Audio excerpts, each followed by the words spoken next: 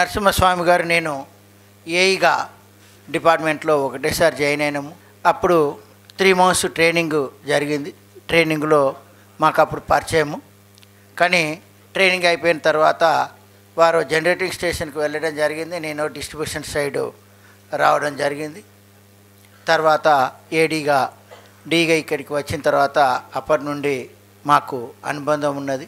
తర్వాత నరసింహస్వామి గారు AC project, CE projects చేసినప్పుడు ఐపీడిఎస్ స్కీము, డీడీజీఐ స్కీము సక్సెస్ఫుల్గా ఫీల్డ్లో కూడా నాట్ ఓన్లీ సెంట్రల్ గవర్నమెంట్ నుండి ఫండ్స్ తేవడము, ఆర్ఈసీ పిఎఫ్సి నుండి లోన్స్ ప్రాసెసింగ్ చేయడము, అటే పర్సూ చేయడమే కాకుండా ఫీల్డ్కి కావాల్సిన రిక్వైర్మెంట్స్, అప్రూవల్స్, మెటీరియల్ అలాట్మెంట్స్ అన్నీ ఏదైతే ఫీల్డ్ రిక్వైర్మెంట్ ఉన్నదో ఫీల్డ్లో ఆ స్కీమ్ సక్సెస్ కావడం కొరకు వారి కృషి ఎంతో ఉన్నది.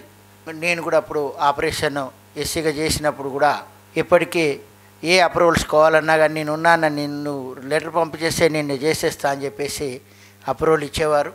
రియల్గా ఫీల్డ్లో ఆ స్కీమ్స్ సక్సెస్ కావడానికి నరసింహస్వామి గారి కృషి ఎంతో ఉన్నది. అలాగే నరసింహస్వామి గారు ఛాలెంజింగ్ టేక్ ఓవర్ చేస్తాడు అనేదానికి ఉదాహరణ ఏంటంటే, నరసింహస్వామి గారికి 2 ఇన్ఛార్జీలు ఉండేది. ఒకటి సిఈ కమర్షియల్ పోస్టింగ్ అయినది రెగ్యులర్గా, తర్వాత సిఈ మెట్రో జోన్ ఇన్ఛార్జ్ ఉండి ఒక స్టేజ్లో ఏంటంటే 2 కొద్దిగా స్ట్రెయిన్ అయ్యే పరిస్థితి వచ్చినప్పుడు ఏ పోస్ట్ తీసుకుంటామంటే సిఈ కమర్షియల్ అవుతూ నేను సిఈ మెట్రో జోన్గానే చేస్తా అన్నాడు. ఎందుకంటే సిఈ మెట్రో జోన్ పోస్టు ఎటువంటిది అనేది నేను కూడా కొద్ది రోజులు చేసినాను కాబట్టి నాకు తెలిసి ఎంత ఛాలెంజింగ్ ఉంటుంది అనేది. అంటే ఒకటి సంతోషంగా ఉంటుంది, సాటిస్ఫాక్షన్ ఉంటుంది, దాంట్లో ఛాలెంజింగ్ కూడా ఉంటుంది.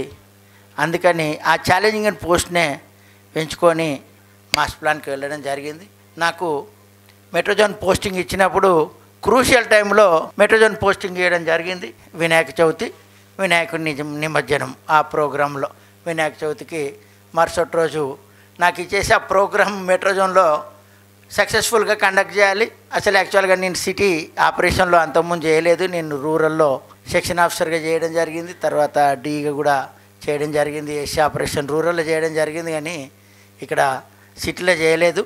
కానీ నరసింహస్వామి గారు చెప్పారు, అన్న నీకు ఏ ప్రాబ్లం లేదు, నువ్వు నీ స్టైల్లో నువ్వు పని చేసుకుంటూ పో, సక్సెస్ అయిపోతావు అని చెప్పేశాడు. ఈ నిమజ్జనం బాగా జరుగుతుంది, అన్నీ బాగా జరుగుతుంది అని చెప్పి ఒక ధైర్యము ఇవ్వడం జరిగింది. ఆయన ఇచ్చిన ఆ ధైర్యంతో తర్వాత అప్పుడప్పుడు సూచనలు సలహాలు కూడా ఇస్తుండేవాడు. గొప్ప వ్యక్తి. ఎందుకంటే ఆయనే 10 సంవత్సరాలు చేసి మంచి పేరు తెచ్చుకునే కాకుండా తర్వాత ఆ పోస్టును చేసిన వారసులు కూడా మంచి సక్సెస్ కావాలని చెప్పి కోరుకునే వ్యక్తి. రియల్లీ అతనికి రియల్గా వెరీ మచ్ థ్యాంక్స్ చెప్తున్నాను. ఈ విధంగా అందరికీ గైడెన్స్ ఇచ్చుకుంటూ మంచి పేరు తెచ్చుకొని ఈరోజు విద్యుత్ సంస్థ నిరంతరమైన నాణ్యమైన విద్యుత్తు మన వినియోగదారులందరికీ ఇస్తున్నారు అంటే మన ఇంజనీర్లు, ఉద్యోగులు, స్టాఫ్ అందరితో పాటు నరసింహస్వామి గారి వారి సేవలు కూడా ఉన్నాయి. అదేవిధంగా నరసింహస్వామి గారు ఇంత బాగా పనిచేయడం కొరకు సహకరించినటువంటి వారి కుటుంబ సభ్యులు, వారి సతీమణి కానీ, వారి పిల్లలు కానీ, వారి శ్రమ, సహనము, ఓర్పు, ఆ కోఆపరేషన్ అనేది కుటుంబ సభ్యులతో ఉండడంతోనే వారు సక్సెస్ అయినని చెప్పి నేను అనుకుంటున్నాను. అందుకని చెప్పి వారికి కూడా సంస్థ తరఫున ధన్యవాదాలు తెలియజేస్తున్నాం. నరసింహస్వామి గారు చేసిన సేవలు కూడా మనందరము అతనితో కలిసి పనిచేసినాం కాబట్టి వారిని ఎప్పటికీ మనం గుర్తు చేసుకుంటాము, వారి సేవలను కూడా గుర్తుపెట్టుకుంటాము.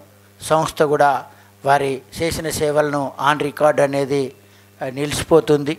అందుకని చెప్పి స్వామి గారు చేసిన మంచి పనులకు మనం కూడా అడాప్ట్ చేసుకుంటూ వారు ఏదేదైతే మంచి పనులు చేసినలో బెస్ట్ ప్రాక్టీసెస్ అనేది మనం కూడా అడాప్ట్ చేసుకుంటూ ఆ విధంగా ముందుకు పోవాలని చెప్పి, ఆ విధంగా పనిచేయాలని చెప్పి కోరుకుంటూ నరసింహస్వామి గారు వారి కుటుంబ సభ్యులందరికీ ఈ సెకండ్ ఇన్నింగ్లో అంత ఆయుర ఆరోగ్యాలు బాగుండాలని చెప్పి, సుఖ సంతోషాలతోనే ఉండాలని చెప్పి ఆ భగవంతుని కోరుకుంటూ